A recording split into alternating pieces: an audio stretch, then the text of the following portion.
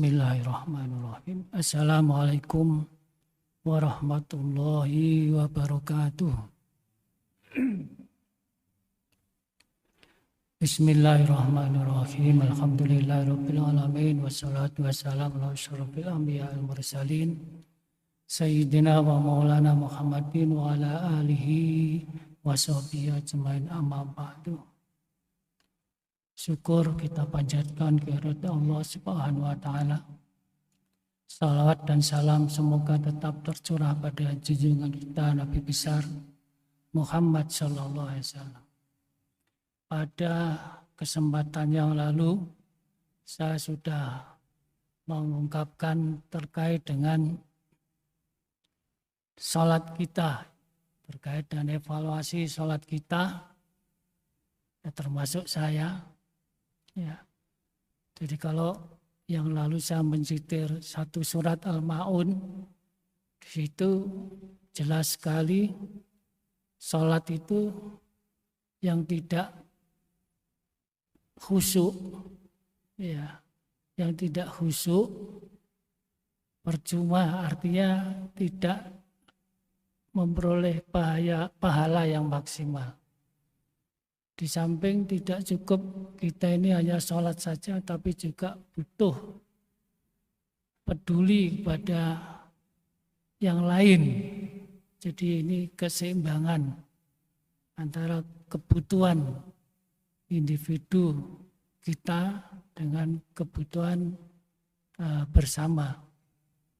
Dikatakan dalam surat Al-Quran, Inna sholata tanha anil fahsya'i wal munkar.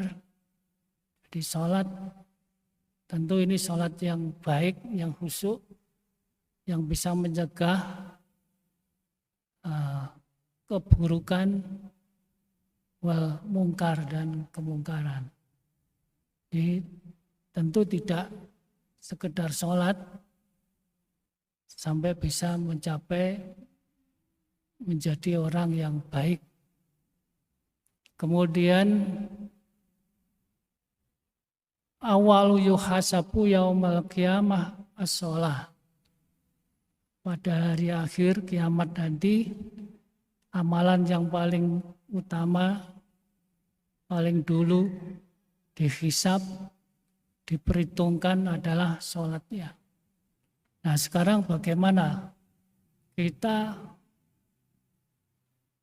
sholat supaya khusyuk? Barangkali ini ada alternatif kiat-kiat yang perlu kita upayakan agar supaya sholat kita betul-betul khusyuk. Khusyuk itu artinya ya mulai Allahu Akbar sampai salam hanya tertuju jiwa kita hanya kepada Allah semata.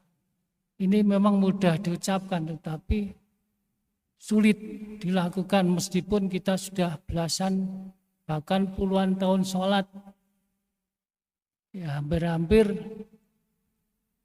belum sepenuhnya 100% kita bisa mulai awal sampai akhir tertuju khusus kepada Allah. Konsentrasi kita. Nah ini meskipun hanya beberapa menit saja. Maka alternatif kiat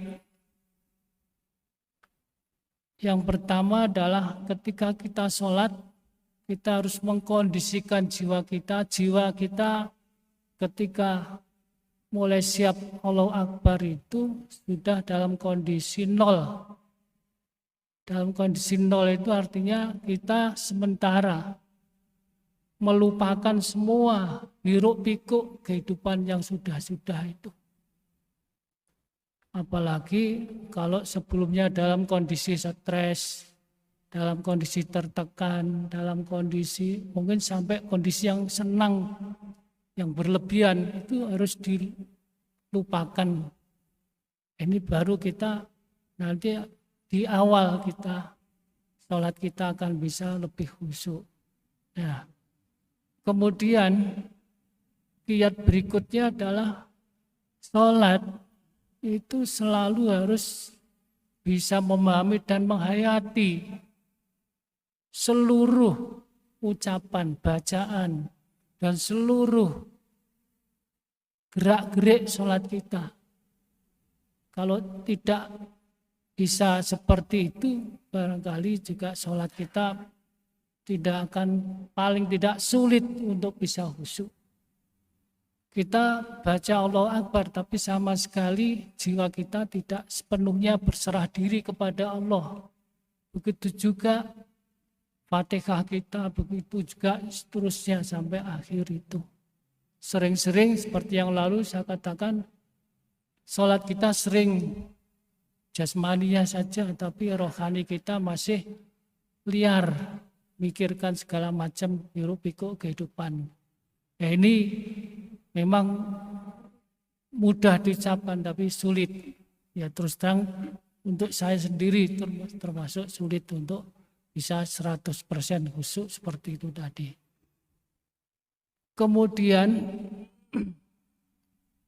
kiat yang berikutnya, setiap kita sholat, kita harus bisa menjaga pandangan kita. Pandangan sebaiknya tertuju pada satu titik tempat sujud kita saja. Tidak melihat kanan kiri, ya, apalagi sampai ke atas dan seterusnya. Ya, dalam bahasa Jawa kita sholat enggak boleh jelalatan. Sebab pintu masuk pikiran kita itu dari mata itu. Dari tempat sujud kita angkat sedikit, sudah terlihat di situ ada tulisan Unisma. Itu mungkin sudah terpikir. Ya, ada tulisan Atlas, sudah terpikir macam-macam. Ada tulisan Wadimor, gajah duduk. Wah. Nah, kalau sudah di situ ini pintu masuk gangguan setan di situ. Ingat macam-macam terkait dan apa yang kita baca di depan itu. Ini tentang pandangan kita. Nah, bagaimana sebaiknya ya sejak awal ya sudah. Bagaimana kita bisa melihat di tempat sujud itu. Bahkan ada yang lain yang biasanya supaya bisa khusyuk itu lalu memejamkan mata. Ya itu kiat-kiat yang lain. Jadi kiat-kiat itu bisa kita cari bagaimana kita sendiri yang tahu diri kita. Bagaimana supaya khusyuk. Belum lagi terkait dengan semua panca indera yang lain. Hidung kita. Kadang itu tahu-tahu karena kalau sholat yang normal itu kan padat, rapat ya. Apalagi sholat subuh itu Allah keluar udara ini udara yang tidak enak. Ya kita yang di sampingnya. Ya mungkin itu dari mulut kita enggak terasa. Tapi sudah cukup itu mengganggu. Nah ini belum lagi yang lain-lain. Ya kadang mulut bau itu bisa juga karena belum makan, belum minum apa. Tapi juga tidak karena tidak sikatan. Karena itu Nabi mengatakan laula an ausyqa la ummati la amartum bisiwaki inda kulli shalah. Kalau seandainya tidak memberatkan umatku, tentu saya wajibkan bersiwak setiap akan salat. Ini dalam rangka untuk menjaga kekhusyuan. Saya kira itu yang bisa kita sampaikan. Yang lain-lain masih banyak kita lanjutkan yang akan datang. Mudah-mudahan ada manfaatnya dan mudah-mudahan sholat kita senantiasa bisa meningkat kualitasnya dan bisa diterima dan diridhoi oleh Allah Subhanahu wa taala. Al-Fatihah. Alhamdulillah.